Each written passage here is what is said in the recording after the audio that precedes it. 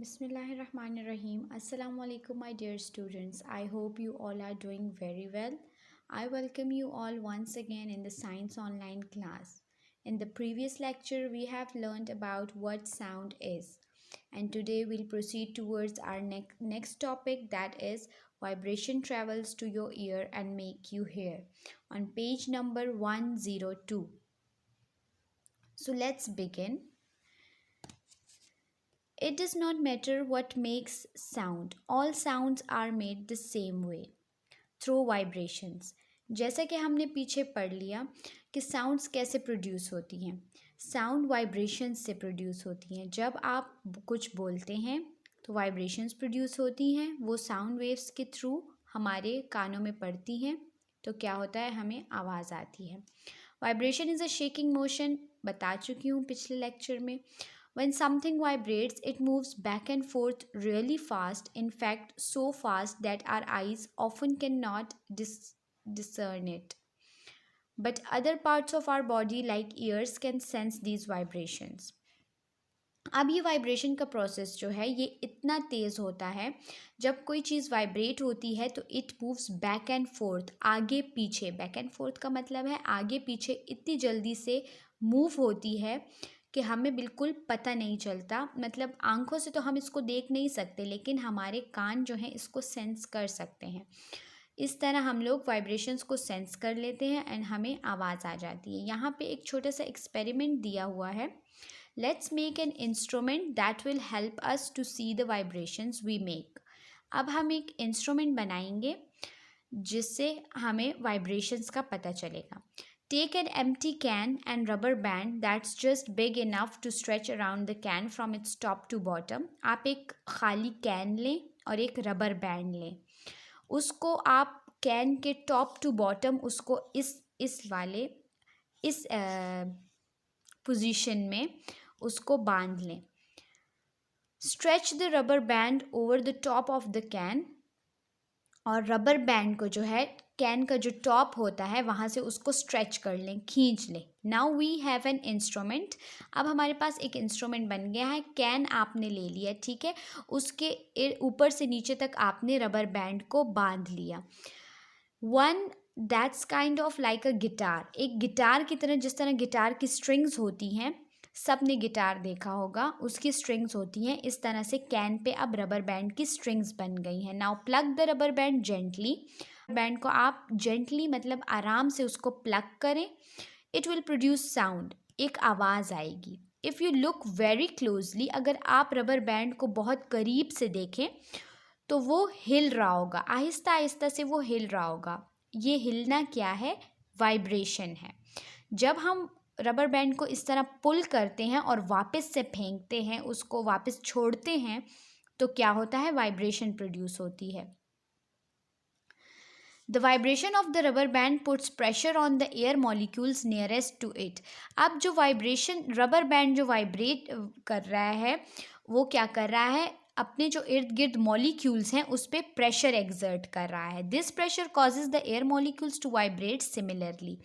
अब ये प्रेशर जो है एयर मॉलिक्यूल्स पे जब पड़ता है तो वो उसको वाइब्रेट करने में हेल्प करते हैं. This in turn puts pressure on the next molecule which begins to vibrate and so on until this chain reaction reaches to your ear. अब ये किस तरह हो रहा है? अब रबर बैंड जब प्लग हुई हमारे पास वाइब्रेशंस प्रोड्यूस हुई, ठीक है, वाइब्रेशंस हमारे पास प्रोड्यूस हो गई. उसके बाद अब जो इर्द गिर्द मॉलिक्यूल्स हैं, एयर के मॉलिक्यूल्स हैं, वो एक मॉलिक्यूल ने दूसरे मॉलिक्यूल पे प्रेशर डाला, वो वाइब्रेट हुआ. फिर दूसरे ने तीसरे पे डाला, वो वाइब्रेट हुआ. इस तरह से ये मॉलिक्यूल्स जो है एक दूसरे पे प्रेशर डालते रहते हैं. तो इस तरह क्या होती है? हमारे पास वाइब्रेशन होती है. The molecules themselves do not travel. Molecules खुद नहीं ट्रैवल करते. They stay in their place. Molecules तो अपनी जगह पे रहते हैं. वो सिर्फ क्या ट्रांसफ़र कर रहे होते हैं? वाइब्रेशन. वो सिर्फ वाइब्रेशन जो है दूसरे मॉलिक्यूल को ट्रांसफ़र कर रहे होते हैं और आपके कान जो हैं उस वाइब्रेशन को सेंस कर सकते हैं. Now coming towards our second topic, what sound waves can travel through. कि साउंड वेव्स जो हैं वो कैसे ट्रैवल करती हैं. Sound wave waves can travel through all types of materials. हमारे पास जो sound है वो हर तरह के material में travel करता है. ये solids में भी करता है, जैसे कि metal हो गया, stone हो गया, पत्थर हो गए, वुड लकड़ी हो गई, और बाकी जितने सॉलिड मटेरियल्स होते हैं उनके थ्रू भी साउंड ट्रैवल करती है. It can also travel through liquids, water, milk, इनमें से भी साउंड वेव्स ट्रैवल करती हैं. और गैसेस जैसे एयर हो गई, इनके थ्रू भी हमारे पास साउंड वेव्स ट्रैवल करती हैं. लेकिन साउंड वेव्स वैक्यूम में ट्रैवल नहीं करती. वैक्यूम क्या है? A space where there is vacuum and no matter, sound will not travel. Vacuum एक ऐसी खाली जगह होती है, इसको खला भी बोलते हैं, जहाँ पे कोई भी मैटर नहीं होता, ना सॉलिड होता है, ना लिक्विड होता है, ना गैस होते हैं. तो जब वहाँ पे कोई मैटर नहीं है, जब वहाँ पे कोई आपके पास पार्टिकल्स नहीं है, तो साउंड वेव्स कैसे ट्रैवल करेंगी? इसलिए साउंड हर मटेरियल में, हर मीडियम में ट्रैवल कर लेता है, बट वैक्यूम में वो ट्रैवल नहीं करता, क्योंकि वहाँ पे कोई पार्टिकल्स नहीं होते जो साउंड वेव्स को, मॉलिक्यूल्स को वो वाइब्रेशन प्रोड्यूस करें या उसमें हमारे पास आवाज़ आए. ठीक है, because there won't be any molecules to vibrate and to produce sound waves. Speed of sound. अब साउंड जो है वो किस स्पीड से डिफरेंट मटेरियल्स में, डिफरेंट मीडियम्स में हमारे पास ट्रैवल करती है. Sound travels at different speed through various objects और मीडियम्स. साउंड जो है हमारे पास वो डिफरेंट मीडियम्स में, डिफरेंट ऑब्जेक्ट्स में हमारे पास डिफरेंट तरह की स्पीड से ट्रैवल करती है. साउंड की एक ही स्पीड नहीं होती हर एक मीडियम में. हर एक मीडियम में उसकी अपनी स्पीड होती है. सॉलिड में उसकी अपनी स्पीड होती है, लिक्विड में और गैस में उसकी, यानी हवा में उसकी अपनी अपनी स्पीड होती है. Overall it does not travel fast, but still it is pretty speedy.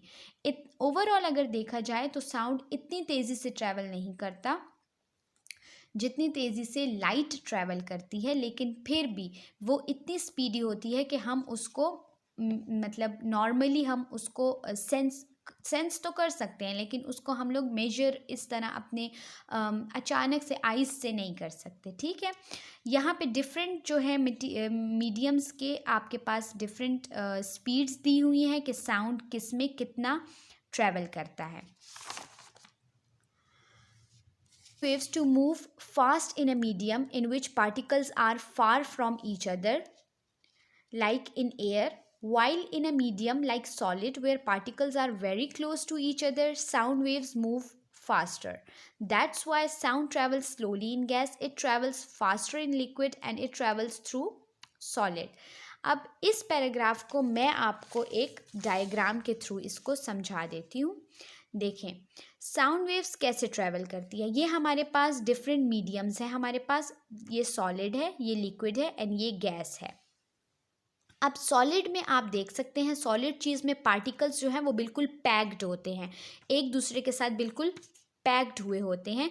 इसलिए इनमें वेव्स जो हैं वो इजीली हमारे पास ट्रैवल कर सकती हैं. एक मॉलिक्यूल में वाइब्रेशन होगी, वो दूसरे से तीसरे से चौथे में इजीली उसको ट्रांसफ़र कर सकता है. इसलिए सॉलिड में है आपके पास वेव्स जो हैं वो बहुत फास्ट, साउंड वेव्स जो हैं बहुत फास्ट ट्रैवल करती हैं. नेक्स्ट हमारे पास है लिक्विड.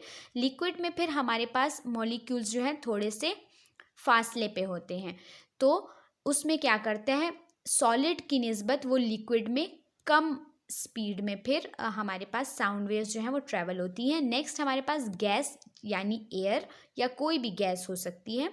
उसमें हमारे पास क्या होते हैं, मॉलिक्यूल्स बहुत ही डिस्पर्स्ड होते हैं. डिस्पर्स मतलब फैले हुए होते हैं, इसलिए इसमें साउंड वेव्स जो हैं बहुत मुश्किल से या बहुत स्लो जो है वो ट्रैवल करती हैं.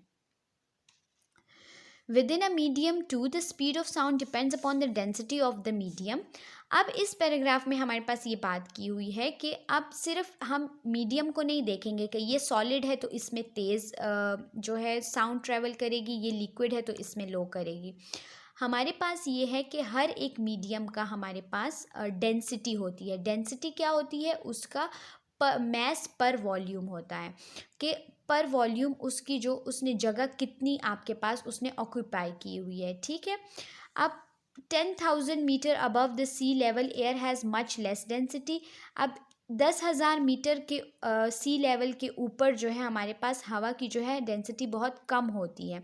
इस हाइट पे हमारे पास साउंड की स्पीड क्या होती है, सिर्फ 384 मीटर्स पर सेकेंड, बहुत कम स्पीड होती है। इस तरह स्पीड जो है, साउंड की स्पीड हमारे पास वुड में जिसकी डेंसिटी कम है और उसमें ज़्यादा होती है, स्टील से कंपेयर करके वुड में हमारे पास ज़्यादा डेंसिटी होती है साउंड की, वो ज़्यादा ट्रैवल करता है, लेकिन वो दोनों जो है बहुत सॉलिड हैं। अब ये तो हमारे पास मीडियम्स की बात हो गई। अब आपको एक मज़े की बात बताएं कि साउंड की स्पीड जो है वो हीट में किस तरह ट्रैवल करती है। अगर टेम्परेचर, किसी भी मीडियम का टेम्परेचर ज़्यादा होगा तो साउंड हमारे पास क्या होगी, बहुत तेज़ ट्रैवल करेगी। क्यों? क्योंकि molecules vibrate faster at higher temperature. जब टेम्परेचर हमारे पास हाई होता है, जब हीट होती है, तो मॉलिक्यूल्स क्या होते हैं, बहुत फास्ट ट्रैवल करते हैं, तो उनमें एनर्जी बहुत ज़्यादा आ जाती है। तो इस तरह since the molecules vibrate faster, जब मॉलिक्यूल्स हमारे पास फास्टर वाइब्रेट होंगे तो साउंड वेव्स भी क्या होंगी, हमारे पास ज़्यादा तेज़ी से ट्रैवल करेंगी। So this was your today's topic. I hope you all understand this topic. फिर नेक्स्ट क्लास में हम दूसरे टॉपिक के साथ दूसरे टॉपिक पे बात करेंगे. Till then take care. अल्लाह हाफिज़ एंड थैंक यू.